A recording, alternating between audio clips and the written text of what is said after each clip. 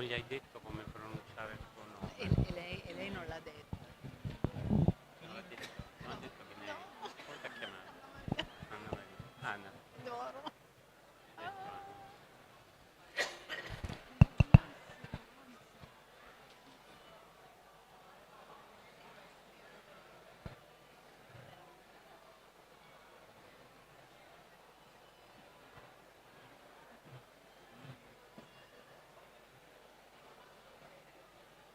Shaita. Hello, good evening. Welcome you all. My name is Andria Anastasia. I'm the director of the Italian Cultural Center in New Delhi. And we are very happy to have with us the Anna Maria Gehnyei, the author of the book she's going to talk about, and Gioia Guerzoni, who's a translator from English into Italian.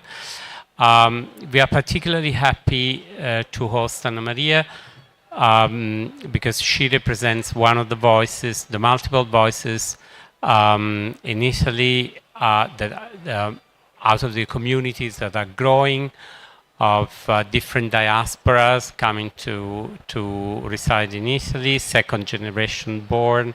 So we are very motivated towards to and curious to listen to these new voices that are going to emerge out of this beautiful blend, at times not so beautiful and conflictual, but definitely real scenario that is going to make our community growing through the gaze and the voices of different cultural vision on our own identity. So the conversation between Gioia and Anna Maria is going to be very much about this, so how we are redefining our cultural identities through the voices of non-native or second generation born in Italy. Welcome Anna Maria, welcome Gioia. I'll leave the stage up to you. Thank you, Andrea. Thank you, everyone. Thank you to the Italian Institute of Culture for this great opportunity to have this very interesting writer. I'm very honored to be able to be in conversation with her, because also as a translator, I will want to ask questions about language and how the contribution of people that are born in Italy and belong to two places is going to change our vision and our culture and our language. So one of the first basic questions I wanted to ask was how the idea of this book came. This book is an autofiction, more or less, right? And how did you have this idea one day of writing about your life? And what was the main inspiration? And what was the process like? How long did it take? Like a little bit of the genesis of the book, and then we'll go on about more in-depth questions and issues. Thank you. First of all, thank you. I'm very honored to be here today. Honored to be here in New Delhi. I believe that my ancestors are the one who guide me to be here. And also they have been the one who guide me in order for me to write this book. So for me right now, it's like I'm still processing about the fact that this book is real and people are reading it, and it's traveling through many places. So basically I started writing this book when I was a child. My book became in diaries. So I have a collection of diaries because as a second generation, so I was born in Rome, Italy, by immigrant parents, Liberian parents. My father was the first Liberian to come to Europe. And the first Pele, which is his village name, to even get outside from his village, you know. And I think probably even here, if you are the first of your family, especially if you are male, you represent history, right? And so when they arrived here, they went through a lot of stuff. Sorry, in Italy. I grew up in a society which basically is a white society. And I was the only black girl everywhere.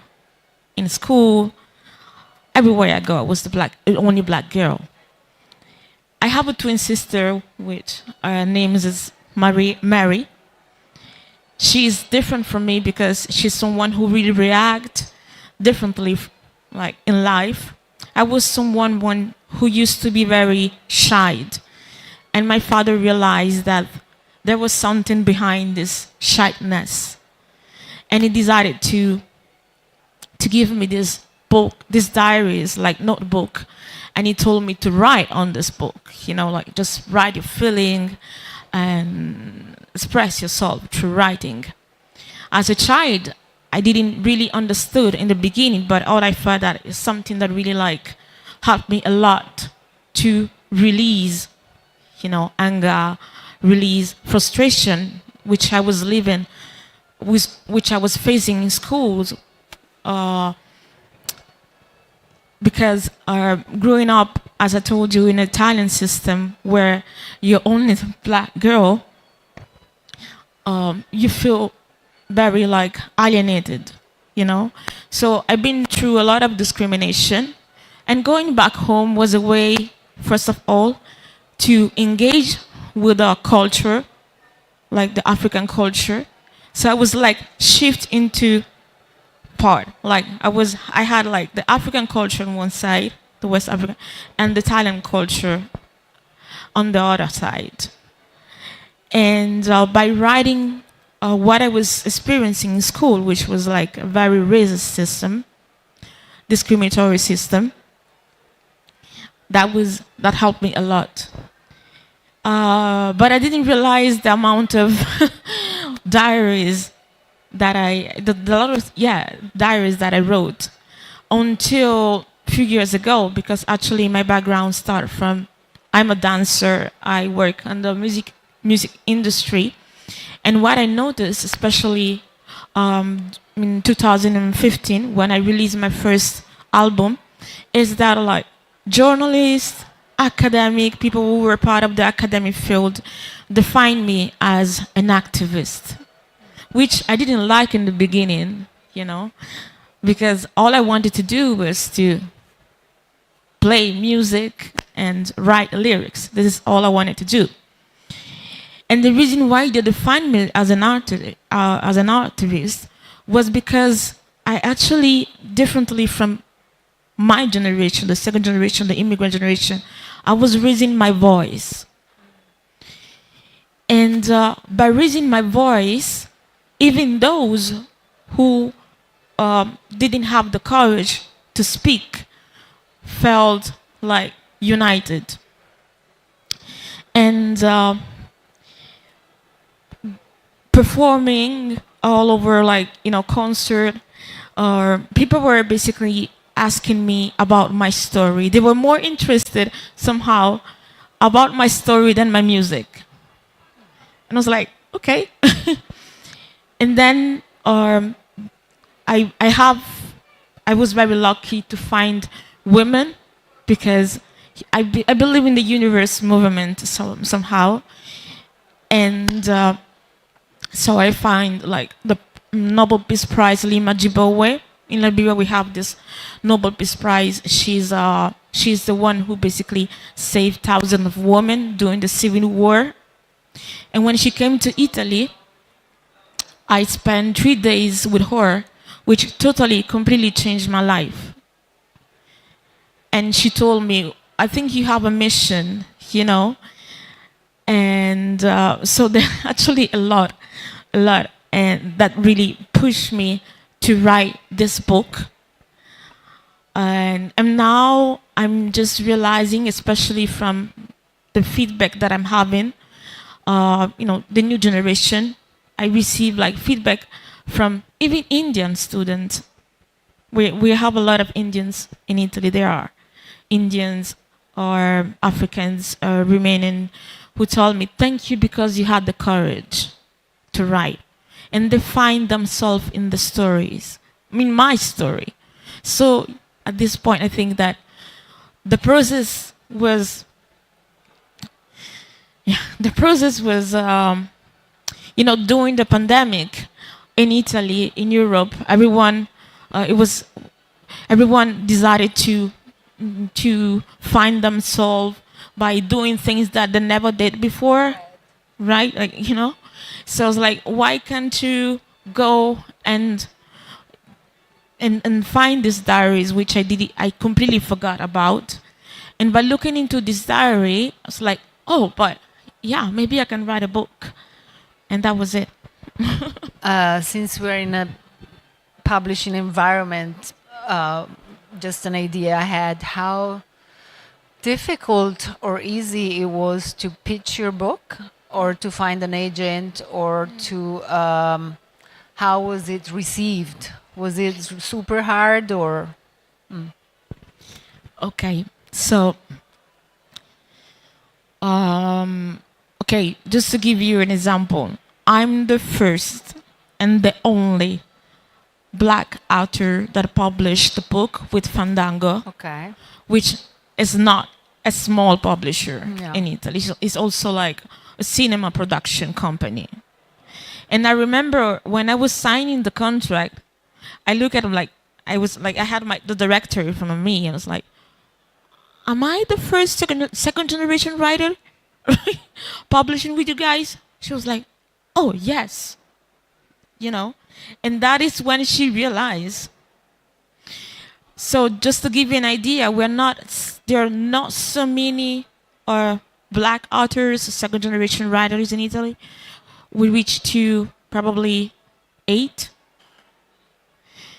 And but I think things are changing right now. It was not difficult because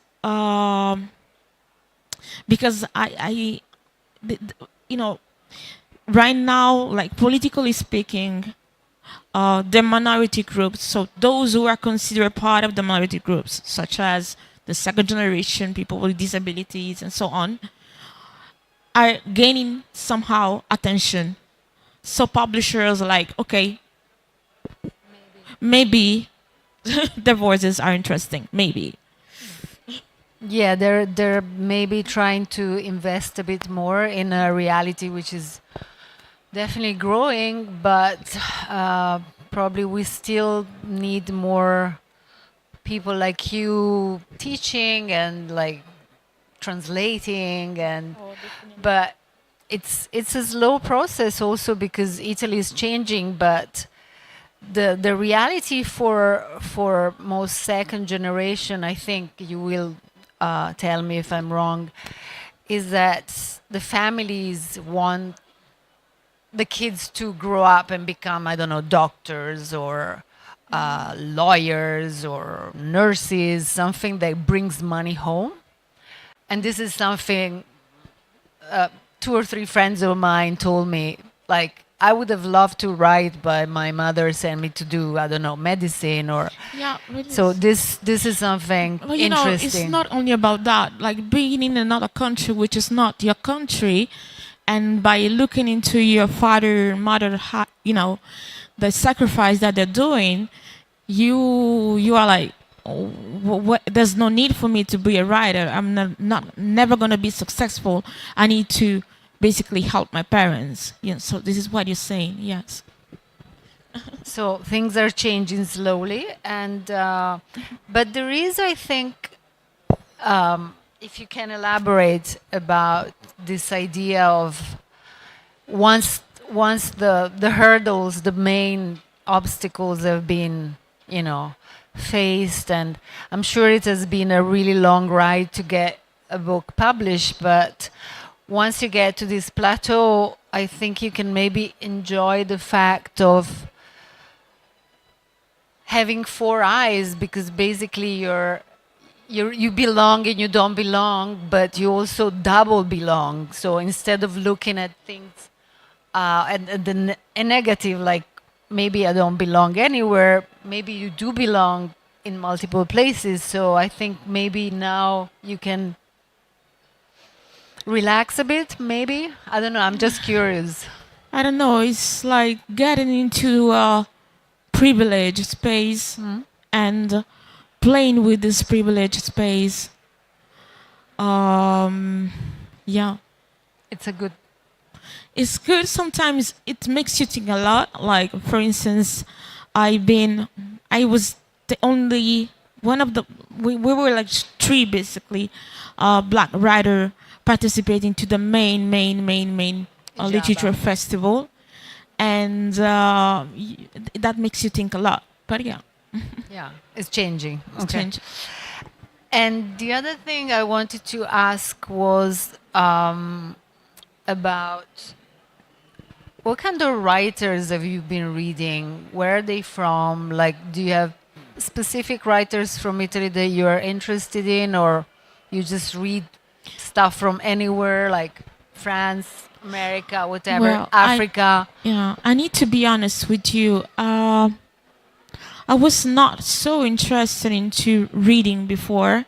I was more into music, art, and especially music, or music from Africa, which my father initiated me to, in order for me to know more about the country, because in school there's nothing like that. It's not that you can find book about the black diaspora, the African diaspora. So I really like wanted to do more research as possible in order to learn more about the continent, in order to know more about myself, because there, Africa, I mean, is my root. So I really needed I had the need to know more about the continent, and it's only during my academic part that I was really interested to go deeper into the black authors, especially such as James Baldwin and the Morrison and so many. Yeah, but I had an inspiration, like even coming here from in New Delhi. You know, I'm someone that loves to enter spaces and explore my body, explore the space, and try to get all the information as possible. And I believe that this information kind of developed my mind and changed my perspective. So I try to learn at least every day from the people that I meet, the books obviously that I read, the films that I read. I love to explore, and I think right now, especially in the last 2 years, I'm learning from the students, because I've been touring for 2 years in many schools, and they're the one who teach me a lot. Yeah. Interesting. Can you tell us a bit more about your work in the schools? Like, Oh yes. I mean, it's for me, working in schools right now, especially in Italy, is like releasing those traumas. You know, releasing the first trauma in which, for instance, my Italian white professor told me that as an immigrant child, I was not going to be successful. Never, never. There's no chance. There was no chance for her to see an immigrant as, you know, someone who made it. So she was like, I don't care what you do. I don't care how much you study. You're never, never, never going to be successful in your life. You know, so going into the schools is like releasing this trauma. And also, it's like a mission for me, for sure. And there's always the black girl or the black boy sitting and yeah, so I hope that my stories can help someone else. So this is my mission. No, interesting. I mean, this is something that maybe connects to another question, which is something we discussed yesterday over dinner, because of course I'm a literary translator, so I work a lot, and my main interest is language. And while I was reading her book, I was trying to think about her sources, and also how someone who is second generation finds herself, in this case, in the position where in Italy we don't have a word for blackness, for instance. We also don't have a word for empowerment. We also don't have a word for... We have many gaps in words that are missing. But this one is very interesting, because why do Italy lack this word? Like, so years ago, I was translating this Afro-Nigerian, Afro-American, but now it's not used anymore. So it's just black writer. He would just put a black capital letter writer called Teju Cole, and there was a huge essay about, it was called The Blackness of the Panther. But blackness was not only the color of the panther, it was also the black people, and also blackness as a concept, as a philosophy of life, as a style. So I told her the whole story, that I'll make it very short. We just decided to create a new word, which was eventually Nerita, but we went through a long email exchange and then a Facebook test with friends, also friends who are second generation. They were giving their opinion. So I think it's very important, and someone like Karima or Anna Maria can, I think, have a role in inventing new words, which is, as translators, for me, we have a duty to come up with new words. And most translators are like, oh, we just use blackness. No, I think we have to do it. It's a political statement to use words that do not exist. And actually, after this book came out with this Nerita, and Teju obviously was using it a lot in the interviews, so it's now in a couple of dictionaries. So what do you think about what can we do to, as writers, as translators, as general, like, readers, what can we do to give a new life to our language?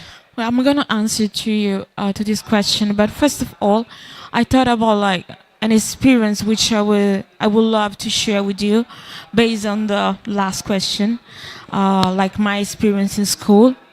I remember going to elementary school. Okay, so I was presenting my book, but also I was doing a workshop about the power of slam poetry with kids. Because there's this area in Rome, which is very multiple. It's very like, it's full of immigrants from everywhere. Even the Italian immigrants, for instance, that come from the south, which are considered as immigrants, Torpignatara, okay, for those who know Rome. And the reason why they moved there, obviously, is because the rents are very low. So people are living there. But what is make this area to be more fascinating is that there's a school, a public school, such as the public school that I was going to, where most of the students are second generation, like 99% of the students, okay? So going into the school where most of the students were second generation, differently from the school I've been to, where I was the only student, that tells you how things are changing. And when I was there, so they gave me, before going there, they gave me the name of all the students. I was like, wow, I've seen surnames from different countries, so not the typical Italian surnames, you know. And there's some few obviously Italian, white Italians, and what was interesting, I remember these two Indian twins, a couple twins, who just arrived to Italy, and they couldn't speak a single word of the Italian language. But the other students were like, "Oh, Karima, don't worry, we're gonna help them," you know. So this is the reason why I believe in the new generation. You know, they are more willing also to help, to know more about different cultures. And we did this workshop about the journey, you know. And there was like students who were like, yes, the journey for me is like going back to Pakistan. The journey for me is like going back home and visiting my grandmother. But also the Italians were like, the journey for me is to go every single day to my grandmother, which is Italian, and everyone were looking for the roots. So I believe that the new generation consider this as a way to know more about the surrounded world, but also they are trying to go back to find their heritage. You know, differently from the adult, which are basically influenced by things that are going on globally, politically speaking. Something just wanted to share this with you, as and I really like felt touched about the way all the time. Each time I go to a school, I really feel touched about the way it's like this is the school that I really wanted to be in, and so yeah, I believe in the future, basically. Great. And yeah, I have to just sorry. I'm gonna also answer to this to the last question. Well, words, theory, language, translation. Okay, so thanks to my artistic journey, I receive a scholarship, and that allows me to to graduate. So I got 2 double degree, one for me and one for my ancestors. Okay. And the reason also I wanted to do that, it was because I knew that I was supposed to make a difference, like by studying more. Because if you are black and you are a woman, so you are a black woman, there's double violence in it. People see you like this, yeah, as an object, basically, especially in the Western world. So that means that you have to show more than you are sometimes, no? And I went into a lot of theories, trying to investigate, to find terms, definition, especially in Italy. We are living in a process in which the black people are trying to find a definition, an identity, which will not be, or which does not come from the Americans, for instance, but trying to find their words. So, for instance, second generation, the term second generation now is disappearing. Even because we don't have a first generation. So what does it mean being a second generation? Those who are considered to be a second generation in Italy are those are migrants, at the same time are immigrants, are refugees. We are all basically put in a box. We are part of a box without documentation. And my books also talk about that, the process, like the things, the bureaucracy and the legal process that every single day a black person is facing in Italy. But at the same time, This is my father's son who teach me to do that. I love, okay, first of all, I do not consider this book to be a book writing by a victim. So this has to be clear. And because if people see you as a victim, you know, so this is the first thing that I try to fight, especially with the media, the Italian media. You know, some of them define me as the black immigrant. Wait, just a second. I was born here in Rome, so I'm not an immigrant.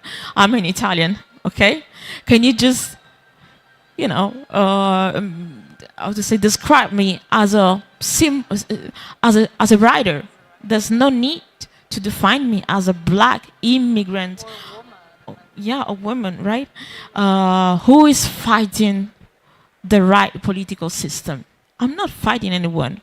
I'm just trying to tell you the condition in which I live in. Like, what I've been through since I was like 9 months, like old, you know, going twice a year or even 3 times a year to a police station because they have to take your fingerprint and you have to wait for the document every single time and you don't know if you're going to have it because you're not considered as an Italian even though you were born there. So, yeah, so in terms of language, we are still working on it. There's a, yeah. I don't know about time or if we have to open the floor to some questions maybe. Is there someone?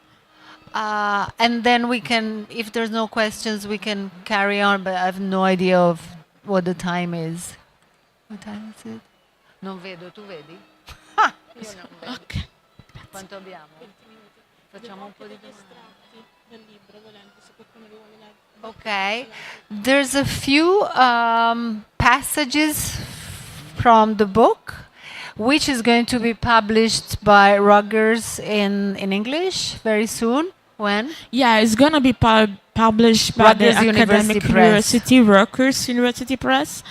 And French after that? Yes, hopefully. We're so trying to see. Okay, we don't say that. We got the first. Yes. So there's a few passages that we chose for you to enjoy in English. Yeah, if someone and wants to then read if you want to think about questions, otherwise we have another 10-15 minutes. Ma tu hai il coso? Ah sì, aspetta, però dove metto? Ecco questo. Ok, aspetta, da qua lo faccio? Okay, so usually what I do when I tour around the world, especially when I go to school, in the schools, I love to share some passages from the book. So, but I would love also for you to read it because it's not only about my experience. I learn from you. So, if someone would love to read a passage, I will be very happy about that. And ask questions. No? No one? You can read it yourself. Okay. Okay, I read it for you. Never mind. Yes, please. Come. Thank you. Thank you.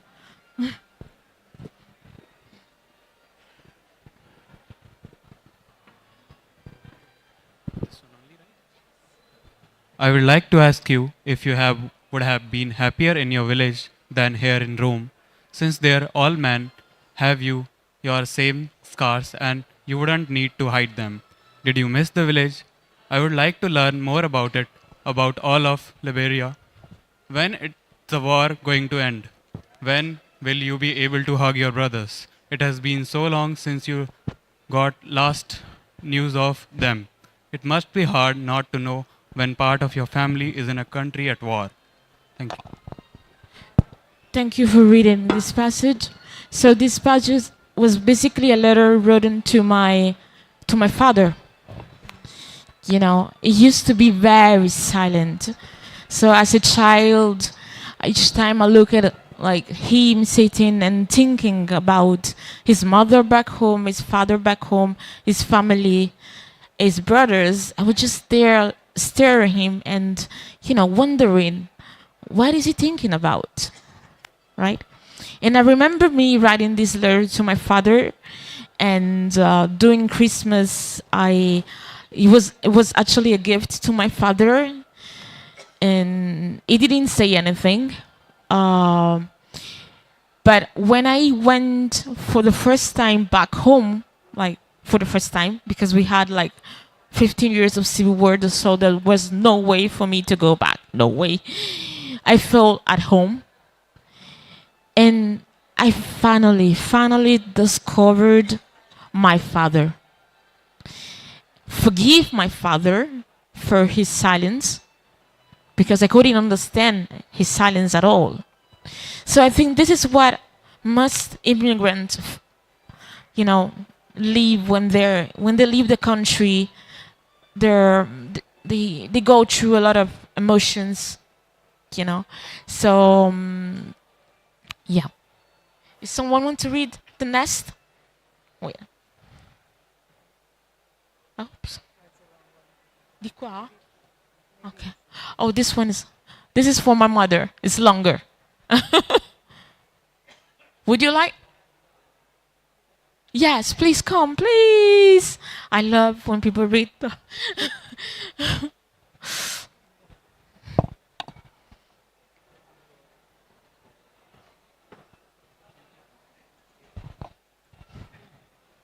Mom told me that yours is the most magical village in Liberia and that there they practice magic. I don't know if I believe in magic, but if you told me something about it, it might change things.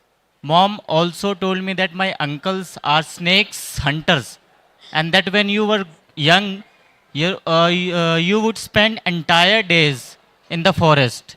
You have no idea how much I would like to ask you what if is that you did there? Which animals you met? If you had to face dangerous and how you managed it? What is the smell like in the forest? Where you went hunting? And what color does the sunset have in your land? I've only known that one in Rome. I think of you as a father, but you are also a son, and you were the first of 10 brothers. How many responsibilities did you have to bear on your shoulders from a young age? Have you been the first one who left the village? You were courageous and went to Monrovia, if I correct. I wonder if you were scared when you went away from your family to come to Europe, and you were even the first Liberian to come to Italy. I wonder how you felt if you realized your uh, greatness and your courage. If inside you there was more happiness or sadness, if you were scared, or if you were a bold young African ready to learn new things from life, even if they were not all beautiful. Thank you. Thank you. Thank you. Yeah, as you can see from these words, I love my father a lot, and I really wanted to know more about him. And my mom was the only one actually who used to tell us about my father, like the stories, their childhood, you know. And by listening to my mother's stories, which were not the Western stories that I learned in school, were like me visualizing, a magical word, because how, as an Italian, I could not imagine a father. Yeah, my father he used to like catch snakes and so on. But yeah, each time I read this passages, I really like feel. Is there any question? I have one more for you if you want. If you want. I have one more for you. Aspetta. Is it here? Sa che non dà?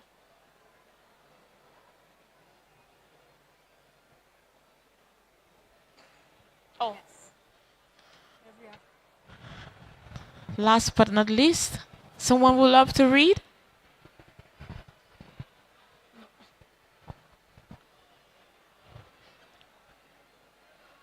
Yes, I knew.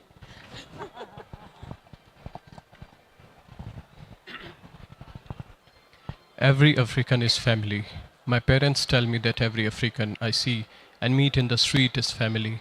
Every African for us is an uncle, an aunt, a brother, an older sister, a cousin. It is for this reason that our house is always full of people, and they don't come only from Liberia, but from every corner of Africa, from Sierra Leone, Mozambique, Ethiopia, and other countries, some of which I had never heard about before. I like the idea of having a large family. I like to feel I belong. I like to feel that I am African, like my uncles and also my parents. However, I don't know all these people and I don't know why they are coming to our house, which is not even that big. It is a pity that none of the people we host speak good Italian. I know some pidgin English that I have learned from my parents, and with it seems we can understand each other. I also learn many new words from various African languages, and I like that. Another advantage of having all these people in the house is the food. There is always something ready to eat, something cooking African dishes, spicy and tasty dishes. My aunts are often in the kitchen, often cooking legumes, vegetables, meat, and fish. I discovered that my favorite dish is jollof rice. It is a dish made of rice, chicken, and lots of vegetables. I find it delicious. It has a sweet taste, and it is orange, probably because it is prepared with many carrots and with tomato. Thank you.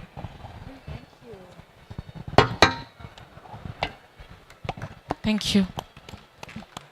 So also food, like this tells you also that food, like we can find a lot of richness in terms of culture, heritage, also in the traditional food.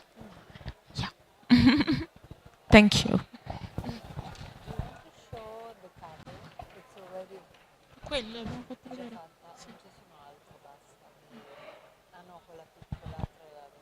Is there any question?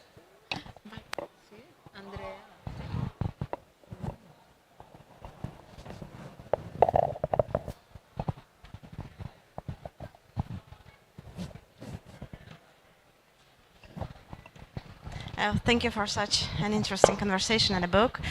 And as you are a part of the Italian literature now, I'm just wondering who's your favorite Italian author? Italian. Italian order? Yes. Who's your favorite one? Well, yeah, I'm considered part of the Italian contemporary literature right now. So actually, I'm trying to look more into the old school author than the new ones. I still looking for the Italian contemporary author, which I don't really have one in specifically. But I'm trying to go into like Calvino and this type of authors because I think they will, through the language also that they use, which was related to the past, is a way for me also to find my Italianness because I'm also Italian. So now that I find the balance between being African and Italian, which I've been searching for my entire life, because I've been searching for a place and, searching for a belonging.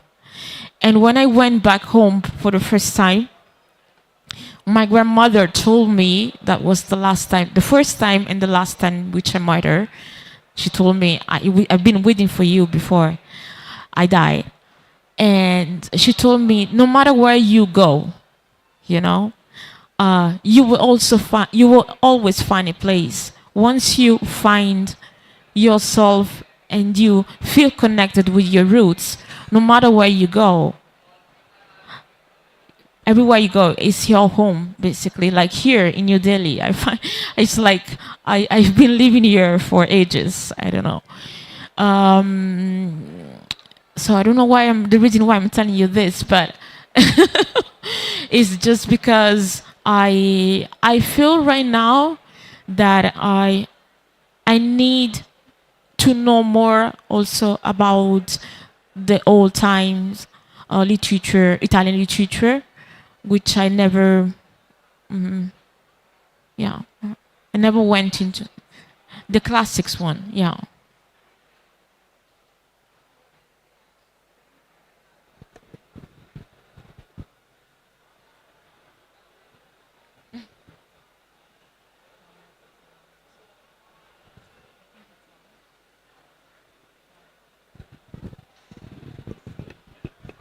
Not on. Yeah. Yes. Okay. Great. Well, the question, in a way, you already answered, but I would like to reframe the questions, because especially after reading this sentence where you say, I'm sad because people we host speak no good Italian. Because there are two things here involved. There's a one side of you who doesn't want to be identified with what your body trigger in people's consciousness in a country which is not used to different diasporas. So, I mean, Italy, it's a very, all this is very new. It's not London where for the past 80 years or for a century you had, or Paris. So you don't want to be framed in that, and yet you ask yourself who you are. What is your Italianness? How that Italianness come through? So my question would be, instead of asking you where do you belong, I would say, what is today, what it means not belonging? Wow, that is a deep question. Not belonging. I mean, the images that we see every single day, like, I feel like by looking into these images, like I'm referring to the war images in Gaza, in Congo in the last weeks. I really feel the not belongingness, and that makes me sad, obviously. And not belonging as a second generation Italian is not having a citizenship, because I fight for it, but there are still thousands of people who are not recognized, still not recognized as Italian. And having a passport, like having an Italian passport right now for them, means even the right to move. So even the right to do simple things like, for instance, going to a driving school without document. There's no way you can have your like there's no way, you're not allowed even to apply for it. Okay, and so not belonging for me, right now is not having document. So being legal and not having the right to move, or